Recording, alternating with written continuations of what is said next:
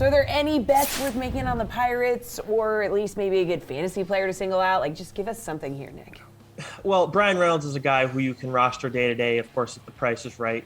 He proved that 2020 was kind of a fluke for him. Obviously, a weird year for everybody, but bounced back last year in a big way. I don't know how long he's going to be on the Pirates this season. I think there were rumors about him at the trade deadline last season, if I remember correctly. But if we're talking about looking at it from a betting standpoint, at 65 and a half, I think if you're a Pirates fan and you want a reason to care about the team this season outside of Brian Reynolds and maybe a few young guys, I think that taking the over on that is reasonable, but you got to have no faith in what the Reds are doing and got to assume that they're going to be making trades. So I think if you're everybody else, probably not the best way to go, but Pirates fans, I can understand you want to have something. You guys were good for a little while. I don't like seeing what they're doing right now, but yeah, Reynolds. And then if you're a Pirates fan, you can consider taking the over here. All right, Matt, just give us something. Well, I lean towards the over also, but I think this might be more of a wait and see situation for me.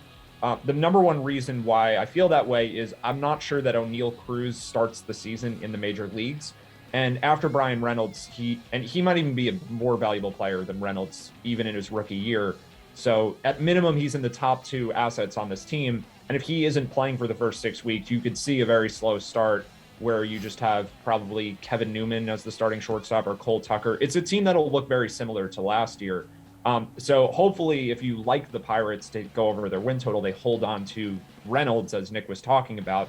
But yeah, it's really hard to make a case for this team being good. I think it's a little easier to make a case for them sneaking into 70 wins, let's say, and maybe finishing 3rd in the division. That's the optimism. That's the extent of my optimism here. I do think that there are some exciting young players here, but there were also a lot of spots on this roster that have almost no chance to be valuable for them. So there's no real shot at a division, but I do think the over on the win total makes some sense for them.